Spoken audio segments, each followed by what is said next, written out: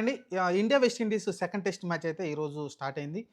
First innings చూసుకుంటే మన వాళ్ళు ఇంకా ఆల్ ఔట్ కాలేదు. ఇంకా 2 వికెట్లు పడ్డాయి. ఇంకా 8 వికెట్లు ఉన్నాయి. చూసుకుంటే 318 పరుగులైతే మన వాళ్ళైతే చేశారు. దీనిలో ఎస్ఎస్ జైస్వాల్ చాలా పెద్ద నాకాడాడు. దాదాపు 123 పరుగులైతే చేయడం చూసాం.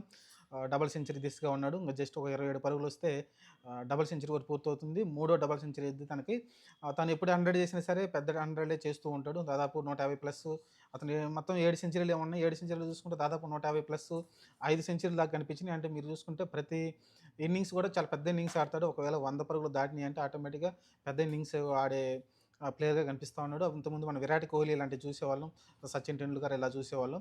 ఇప్పుడు చూసుకుంటే ఎస్ఎస్ జైస్వాల్ అది లోటైతే మనకి క్లియర్‌గా తీరుస్తున్నట్టు ఒక రకంగా. ఒక మంచి ఓపెనర్ వచ్చాడనుకోవచ్చు. రోహిత్ శర్మ తర్వాత లేకుంటే చాలామంది ప్లేయర్స్ ట్రై చేశారు గానీ లేకుంటే ఓవరాల్‌గా వచ్చేసి రీసెంట్ టైమ్స్‌లో ఎక్కువగా మనకి ఓపెనర్‌గా చాలా మంచి ఓపెనింగ్ భాగస్వామి కావచ్చు, లేకుంటే టీమ్‌కి మంచి పరుగులు కావచ్చు అన్నీ తీసుకొచ్చి పెడుతున్నాడు జైస్వాల్ అయితే. ఇంక చూసుకుంటే తర్వాత మీరు చూసుకుంటే సాయి సుదర్శన్ మంచి మన కేఎల్ రాహుల్ త్వరగానే ఔట్ అయినప్పటికీ మంచి షార్ప్ టర్న్ అయింది ఒక స్పిన్ బౌలింగ్ అయితే దాని కారణంగా ఔట్ అయ్యాడు. ఆ తర్వాత చూసుకుంటే మీకు ఎవరైతే సాయి సుదర్శన్ ఇంతకుముందు మ్యాచ్‌ల్లో ఫెయిల్ అయ్యాడు.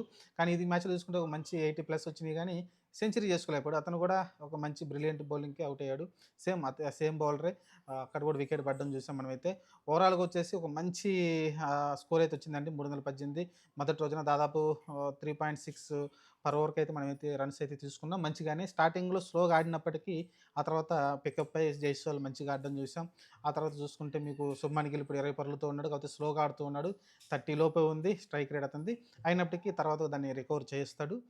ఎందుకంటే మినిమమ్ 50 పైన ఉంటేనే టెస్ట్‌లో మంచిగా ఆడుతున్నట్టు. మరీ 30, 20 అంటే చాలా కష్టం అవుతుంది.